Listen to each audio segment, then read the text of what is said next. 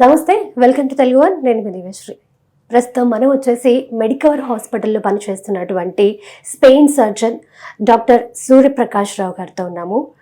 Sir మనకి 25 years నుంచి స్పెయిన్కి సంబంధించిన రకరకాల సర్జరీస్ చేస్తూ ఉన్నారు. అసలు ఈ స్పెయిన్ ప్రాబ్లం వచ్చినప్పుడు ఎటువంటి జాగ్రత్తలు తీసుకోవాలి, దీనికి సంబంధించిన ట్రీట్మెంట్స్ ఏంటి, ఇలాంటి విషయాలని డాక్టర్ గారితో మాట్లాడి తెలుసుకుందాం. Hello sir. నమస్కారం దివ్యశ్రీ గారు. నమస్కారం sir. Before I begin, thank you Telugu one for giving me this opportunity. Sir, ఇప్పుడు ఈ పార్శ్వగూని అనేది మనం చూస్తూ ఉంటాము, అంటే దీనికి ట్రీట్మెంట్ కంప్లీట్గా డిఫరెంటా, లేకపోతే పార్శ్వగూని అన్నది ఒక స్కోలియోసిస్ అంటారమ్మా. స్కోలియోసిస్ అంటే నార్మల్గా వెన్నుపూస మనందరికీ ఇట్లా స్ట్రైట్గా ఉంటుంది. కొంతమందిలో ఏమిటంటే వెన్నుపూస ఇట్లా బెండ్ అయి ఉంటుంది, దాన్ని పార్శ్వగూని అంటారు. దాన్ని ఇంగ్లీష్లో స్కోలియోసిస్ అంటారు, తెలుగులో గూని, పార్శ్వగూని, రకరకాల పేర్లు ఉంటాయి. ఈ గూని అన్నది ఒక చాలా పెద్ద విషయం. దీనిలో రకరకాల కండిషన్స్ ఉంటాయి, రకరకాల కారణాలు ఉంటాయి. అంటే కొంతమందికి పుట్టుకతోటే ఫార్మేషన్లో డెఫిషియన్సీస్ వల్ల రాకపోవడం, అంటే కొంత ఎముక ఫార్మ్ అవ్వకపోవడం వల్ల కూడా క్రాస్ అయ్యే ఆస్కారం ఉంటుంది.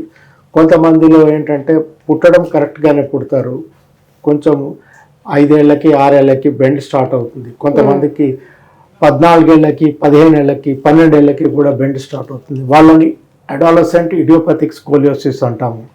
10 ఏళ్ళ లోపల వాళ్ళని జూవెనైల్ స్కోలియోసిస్ అంటే ఇట్లా రకరకాల కారణాల వల్ల ఉంటాయి. దీనివల్ల ఏమవుతుందంటే వెన్నుపూస బెండ్ అవి అది కంటిన్యూస్గా బెండ్ అవడం వల్ల లోపట మన ఒక కార్లో ఒక చాసిస్ అన్నది మనం తగ్గించేస్తే సీట్స్ క్రంపులు అయిపోతాయి కదా, ఆ మాదిరి ఆ బేసిక్ వెన్నుపూస చాసిస్ క్రాస్ అయిపోవడం వల్ల లోపల అవయవాలకి ప్రాబ్లమ్స్ వచ్చి లాంగ్ టర్మ్లో ఆప్టిమల్ అవుట్కమ్స్ ఉండవు. అటు ఆప్టిమల్ ఫంక్షన్ ఉండదు.